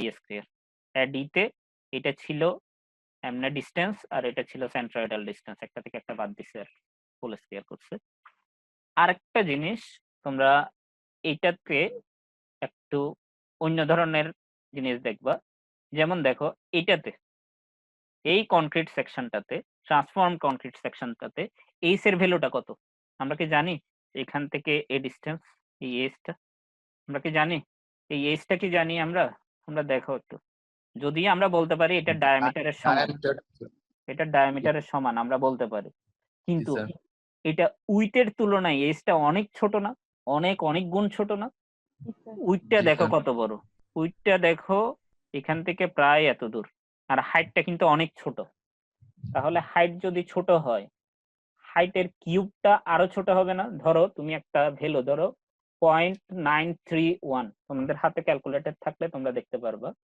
0.931 ধরছো, যাদের ক্যালকুলেটর আছে, 0.931 কে কিউব করো দেখি, হোল কিউব করো, কত আসে? করছো কেউ? 0.931 কে কিউব করো, কত আসে? 806 তাহলে দেখছো কিউব করলে যে অলওয়েজ বেড়ে যায় তা কিন্তু না, কিউব করলে ভ্যালু কমে। যদি ছোট ভ্যালু হয়, মানে একের চেয়ে যদি কম হয়, তাহলে কিউব করলে কিন্তু ভ্যালু কমে। এই জিনিসটা মাথায় রাখবা। এখানে এইচ এর ভ্যালুটা অনেক ছোট, মানে তোমার তাহলে কিউব করলে bh কিউব বাই 12 যদি করে থাকে, সেটা আরো ছোট হয়ে যাবে না? জি স্যার। তাহলে আরো ছোট হওয়া মানে কি জিরোর কাছাকাছি চলে যাবে না? সেজন্যই আমরা করি কি, এই নিচের এই পার্টটার জন্য bh কিউব বাই 12 বেরই করি না। কারণ bh কিউব বাই 12 বের করলেও তো ট্যাঙ্কস টু একটা জিরো ভ্যালু আসবে, তো সেটা যোগ করলেও যা বিয়োগ করলেও তা, কোনো জিনিসই তো আসতেছে না, বুঝো নাই? সেজন্যই আমি বলতেছি স্টিল যেটা ট্রান্সফর্মড হয়ে কনক্রিটে আসছে সেটার bh কিউব বাই 12 করার দরকার নাই, শুধু ad স্কয়ার করলেই হবে। তাহলে সেটাই করা হয়েছে। দেখো এটা হচ্ছে উপরের কনক্রিটটার হিসাব, bh cube by 12 plus ad square, উপরের কনক্রিটটার হিসাব হচ্ছে এতদূর, ঠিক আছে? আর এটা হচ্ছে ad স্কয়ার কোনটার? নিচে যে কনক্রিটটা ট্রান্সফর্মড হয়ে আসছে সেটা। এ ছিল 30, আর ডি স্কয়ার হচ্ছে নিউট্রাল এক্সিস থেকে ডিসটেন্স, নিউট্রাল এক্সিস থেকে ডিসটেন্স মানে হচ্ছে এই 20 minus X whole square, neutral axis থেকে এই ডিসটেন্সটা 20 মাইনাস এক্স না, এক্স এর ভ্যালু হইতে পাইলাম 8.36, তাহলে 20 মাইনাস 8.36 হোল স্কয়ার, সেটাই করা হয়েছে। এটা কি প্লাস নাকি মাইনাস? কি হওয়া উচিত, কি হওয়া উচিত বলো দেখি? প্লাস হওয়া উচিত ছিল না নাকি? না শিওর তোমরা প্লাস হওয়া উচিত ছিল? দুইটা যদি মেম্বার থাকে তাহলে bh cube by 12 plus ad square plus হয় নাকি মাইনাস হয়? প্লাস হয়। অবশ্যই প্লাস হয়, ওটা প্লাসেই আছে, ওটার উপর একটা মার্ক পড়ছে বলে দেখা যাচ্ছে না, ওটা প্লাসে, মাইনাস কিন্তু না। তাহলে প্লাস করে আমি আই এর ভ্যালুটা বের করলাম, এবং মোমেন্টের ভ্যালু কোয়েশ্চেনে গিভেন ছিল 50,000 পাউন্ড ফিট। তো 50,000 পাউন্ড ফিটে ছিল, এগুলো কিন্তু ইঞ্চিতে বের করছি। এই আমাদের এই 10 ইঞ্চ ছিল 8.36 ইঞ্চে বের করছি, আগের ফিগারটা দেখলেও আমরা বুঝতে পারবো, এগুলো সবগুলো ইঞ্চিতে বের করব। কিন্তু মোমেন্ট দেয়া আছে কিসে? পাউন্ড ফিটে, তাহলে আমাকে পাউন্ড ইঞ্চিতে নিয়ে যেতে হবে। ফিট থেকে ইঞ্চিতে নিয়ে যেতে গেলে কত দিয়ে গুণ করতে হয়? 12 দিয়ে গুণ করতে হয় না? 1 ফিট সমান এই তো 12 ইঞ্চ। জি স্যার। তো এটাকে 12 দিয়ে গুণ করে আমি এই ভ্যালুটা পাইলাম 0.6 × 10⁶। এটা কিন্তু ইঞ্চে চলে গেছে এখন, মানে ইউনিট ট্রান্সফার করছে, আর কোনো কিছুই না। এটা পজিটিভ মোমেন্ট। এখন হচ্ছে দেখো, আমি কনক্রিটের ম্যাক্সিমাম স্ট্রেসটা বের করতে চাচ্ছি। কনক্রিট কিন্তু ফিগারে ছিল, সেজন্য এম দিয়ে গুণ হবে না, M C over I, M এর ভ্যালু এটা। সি কোনটা নিবা? কনক্রিট কি উপরে ছিল নাকি নিচে ছিল?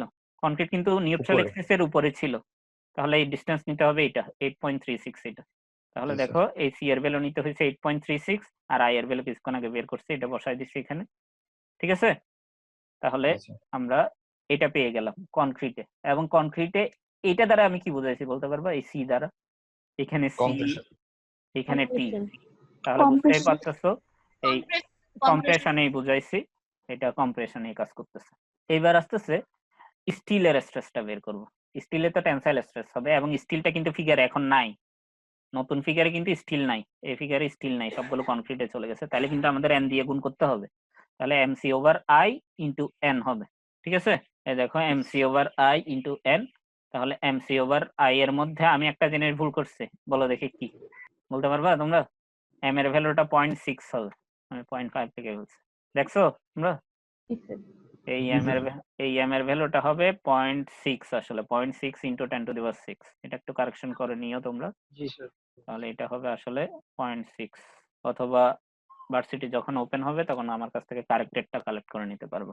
এবং আমাকে কিন্তু এগুলো একটু ভার্সিটি খোলার পরে মনে করাই দিও, কারণ আমি হয়তো এখনই কারেকশন করে ফেলবো যদি আমার মনে না থাকে, কারণ স্লাইড গুলো তো তোমাদের পরবর্তীতেও দরকার হইতে পারে, বা পরবর্তী সেমিস্টারে যারা আসবে তাদেরও দরকার হইতে পারে। আমি রেগুলার আপডেটের মধ্যে রাখতে চাচ্ছি আর কি। তোমাদের স্লাইড দেওয়ার পরে তোমরা যদি কোনো ভুলও পাও আমাকে জানাই, কারণ এগুলো আমি খুব তাড়াতাড়ির মধ্যে তৈরি করছি তোমাদের জন্য, ভুল হইতেই পারে, ঠিক আছে? আমাকে একটু ইনফর্ম করো যাতে আমি কারেকশন করে মডিফাই করতে পারি। এখন দেখো এই 0.6 হবে এমটা, সি কোনটা নিতে হবে এবার? এবার কিন্তু সি নিচেরটা নিতে হবে। দেখো সি কোনটা নিতে হবে, 20 মাইনাস এক্সটা নিতে হবে, এবং 20 মাইনাস এক্স এর ভ্যালু এই 11.64। বুঝি নাই তোমাদের কথা। আপনার কথাটা কেটে কেটে আসছে, একবার একটু রিপিট করেন। আচ্ছা আমি আবার বলতেছি, দেখো এই মোমেন্টের ভ্যালুটা 0.6 হবে, এটা তো ভুল আছেই। এটা ছাড়া দেখো মোমেন্টের ভ্যালু বসাবা, সি এর ভ্যালু কোনটা বসাবা সেটাই জানতে চাচ্ছি। সি এর ভ্যালু কোনটা বসাবা? 20 মাইনাস x স্যার, ওখানে 20 থেকে x এর মানটা মাইনাস করে 20 মাইনাস এক্স, এই এক্স এর ভ্যালুটা যদি এখানে বসাও। শোনা যাচ্ছে না। অন্যরা শুনতেছে মনে হয়, তুমি শুনতেছো না, তোমার এই নেটের প্রবলেম করতেছে মনে হয়। জি স্যার, আপনার কথা আসতেছে। এই 20 মাইনাস এক্স এর ভ্যালুটাই 11.64, সেটাই আমার এটাতে বসাইতে হবে, কারণ স্টিলটা নিচে ছিল, নিচের ডিসটেন্সেই নিতে হবে এবং n দিয়ে গুণ করতে হবে। n এর ভ্যালু 15 কোশ্চেনে গিভেন ছিল, আর i এর ভ্যালু তো কিছুক্ষণ আগে বের করছি, এখানেই আছে, এই i এর ভ্যালুটা এখানে বসাইছি। তাহলে সেখান থেকে আমি স্ট্রেস পাইলাম এটা, এবং স্ট্রেসের ইউনিটটা তোমাদের বলা হয়নি। স্ট্রেস হচ্ছে যে ফোর্স রাখছিলাম পাউন্ডে আর ডিসটেন্স রাখছিলাম ইঞ্চিতে, তাহলে force divided by inch square মানে ডিসটেন্স স্কয়ার, তার মানে হচ্ছে pound divided by inch square মানে পাউন্ড পার স্কয়ার ইঞ্চ মানে পিএসআই। পিএসআই মানে পাউন্ড পার স্কয়ার ইঞ্চ, অথবা তোমরা এভাবেও লিখতে পারো, পিএসআই কে তোমরা পাউন্ড লিখলা, তারপরে কি ডিভাইডেড বাই কি লিখতে পারো, কি লিখতে পারো বলো দেখি, ইঞ্চ স্কয়ার লিখতে পারো, pound divided by inch square লিখতে পারো, এভাবেও লিখতে পারো পিএসআই। পিএসআই মানে হচ্ছে পাউন্ড পার স্কয়ার ইঞ্চ। তাহলে এইভাবে করে এই স্ট্রেসটা বের করা। তাহলে এই অঙ্কতে আমি, যেহেতু ইম্পর্টেন্ট অঙ্ক, আমি আর একটু রিপিট করি। ফার্স্টে করলাম কি, নিচে আমরা জানি কনক্রিট কাজ করবে না যেহেতু পজিটিভ বেন্ডিং, তাহলে একটা ডিসটেন্স ধরে নিলাম, এই ডিসটেন্সের নিচে আর কনক্রিট কাজ করবে না। ফার্স্টে এই ডিসটেন্সটা বের করতে হবে। এই ডিসটেন্স বের করার আগে আমাদের করতে হবে কি, এই স্টিলটাকে ট্রান্সফার করে নিতে হবে। এই ট্রান্সফার করার জন্য আমাদের করতে হবে কি, যে এরিয়াটা গিভেন ছিল টোটাল এরিয়াটা বের করতে হবে। একটার এরিয়া গিভেন ছিল, সেখান থেকে টোটাল এরিয়াটা বের করে সেটার সঙ্গে আমাকে n দিয়ে গুণ করে আমি ট্রান্সফর্মড এরিয়াটা পেয়ে গেলাম। ট্রান্সফর্মড এরিয়াটা আসছিল 30। ঠিক আছে, তোমাদের কি মার্কিং গুলোর কারণে সমস্যা হচ্ছে নাকি মার্কিং গুলো তুলে দিব এখন? না স্যার, বুঝতে পারতেছি। তাহলে 30 ইঞ্চ স্কয়ার, এই 30 ইঞ্চ স্কয়ারটা ট্রান্সফার করলাম। এইবার এই ফর্মুলা অথবা এই ফর্মুলা ইউজ করে আমি এক্স এর ভ্যালুটা বের করে নিলাম, তাহলে সেন্ট্রয়েডাল নিউট্রাল এক্সিসের পজিশন পেয়ে গেলাম। তাহলে এটার নিচে কনক্রিট গুলো কাজ করবে না, এটার উপরের কনক্রিট গুলো কাজ করবে। তাহলে যেহেতু আমি এক্স এর ভ্যালু পেয়ে গেলাম, এখন আমি মোমেন্ট অফ ইনারশিয়া বের করতে পারবো। মোমেন্ট অফ ইনারশিয়া এইটা নরমালের মতো করে বের করব, কিন্তু এইটা বের করতে গিয়ে, এই নিচের পার্টটা বের করতে গিয়ে আমাদের কাজ করতে হবে কি, bs³/12 করার দরকার নাই, খালি ad² করলেই হবে। তাহলে সেটা করে আমি মোমেন্ট অফ ইনারশিয়াও বের করলাম। মোমেন্ট অফ ইনারশিয়া করে খালি ফর্মুলাতে বসাই দিলাম। কনক্রিটেরটা যখন করব তখন উপরের ডিসটেন্স নিতে হবে, স্টিলটা যখন করব তখন নিচের ডিসটেন্স নিতে হবে। কিন্তু স্টিলটা কনক্রিটে ট্রান্সফার করছি বলে ট্রান্সফর্ম সেকশনে কোনো স্টিল নাই বলে স্টিলেরটা বের করার সময় আমাকে n দিয়ে গুণ করতে হবে। এই এত দূরে, আর কিছু নাই কিন্তু। ঠিক আছে, এখানে দেখো এটা কিন্তু আগেরটা বিমের ছিল, এখন একটা স্ল্যাবের, এখন একটা স্ল্যাবের মানে অনেক দূর পর্যন্ত ডিস্ট্রিবিউটেড। তোমাদের কোয়েশ্চেনটা এইভাবে থাকতে পারে ফিগারটা, অথবা এইভাবে থাকতে পারে, অথবা এইভাবে থাকতে পারে, একই জিনিস কিন্তু দেখো, একই জিনিস। মানে 4টা 150 আছে, এগুলো সবগুলোই 150 করে, সেটাই বুঝাইছে। আবার এখানে আলাদাভাবে লিখে দিচ্ছে 150, আবার এইভাবে প্রত্যেকটাতেই আলাদা করে লিখে দিতে পারে 150, বাকি সবগুলো সেম। তাহলে দেখো এখানেও মোমেন্টের ভ্যালু দিয়ে আছে, কিন্তু মোমেন্টের ভ্যালু দিয়ে আছে কত উইথ ধরে, 0.3 মিটার উইথ ধরে। তাহলে দেখো 0.3 মিটারের মধ্যে কয়টা রেইনফোর্সমেন্ট পড়বে এখানে, তোমরা একটু হিসাব করে দেখো তো। প্রত্যেকটা রেইনফোর্সমেন্ট যদি 150 মিলিমিটার পর পর হয়, কয়টা রেইনফোর্সমেন্ট পড়বে 0.3 মিটারের মধ্যে? 0.3 মিটার মানে কিন্তু 300 মিলিমিটার। 300 মানে এখান থেকে এত দূর, তাহলে কয়টা পড়তেছে? এটা সেন্টার থেকে এটা সেন্টার পর্যন্ত কয়টা রেইনফোর্সমেন্ট পাচ্ছ? 3টা। দুইটা পাচ্ছ, কিন্তু দুইটা এখান থেকে শুরু করলে এটার অর্ধেক পাচ্ছ, আর এটা ফুল পাচ্ছ, এটার অর্ধেক পাচ্ছ, কারণ এটা সেন্টার পর্যন্ত যাচ্ছ তুমি। তাহলে এটা ফুল পাচ্ছ, এটার অর্ধেক পাচ্ছ, এটার অর্ধেক পাচ্ছ, তার মানে কিন্তু দুইটা পাচ্ছ আসলে। এই দেখো, সেজন্যই আমি দুইটাই আঁকছি এখানে। এবং এই উইডটা ছিল 300 মিলিমিটার, আর বাকি সবগুলো আগের মতোই। টোটাল হাইট ছিল 140, এবং তোমার এই দেখো এটার সেন্ট্রয়েড পর্যন্ত ডিসটেন্স ছিল 100, তাহলে আমাদের কিন্তু এই 100 নিয়েই কাজ করতে হবে, 140 নিয়ে কাজ করলে হবে না। এই দেখো, সেজন্যই আমরা 100 নিয়ে কাজ করছি। এবং তোমাদের এখানে কি করতে হয়েছে, মডুলাস অফ ইলাস্টিসিটির রেশিওটা বের করতে হয়েছে। আমরা স্টিল থেকে কনক্রিটে নিয়ে যাব, স্টিলেরটা দিয়ে দিছে 200 গিগাপ্যাসকেল এবং কনক্রিটটা দিয়ে দিছে 25 গিগাপ্যাসকেল, ভাগ করলেই তুমি পেয়ে যাবে, আর কোনো পার্থক্য নেই, পুরাপুরি একই। এবং এখানে মিলিমিটারে দেয়া বলে এরিয়াটা তোমার আলাদা করে বের করতে হয়েছে, π/4 × 16 স্কয়ার, আর দুইটা বলে 2 দিয়ে গুণ করছে, আর এটার সঙ্গে n8 দিয়ে গুণ করে এই ভ্যালুটা পাইছে, মানে পুরাপুরি আগের অঙ্ক, পুরাপুরি আগের অঙ্ক, কোনো চেঞ্জ নেই। ইউনিটটা চেঞ্জ, আর হচ্ছে এখানে n এর ভ্যালুটা বের করতে হচ্ছে তোমাকে, আগেরটাতে বের করতে হয় নাই।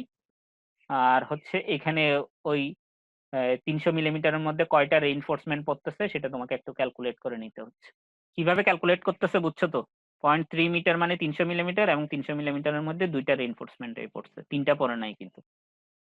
মানে অ্যাকচুয়ালি ধরতে গেলে তিনটার কন্ট্রিবিউশন আছে, কিন্তু রেইনফোর্সমেন্টের এরিয়া কভার করতেছে কিন্তু দুইটা।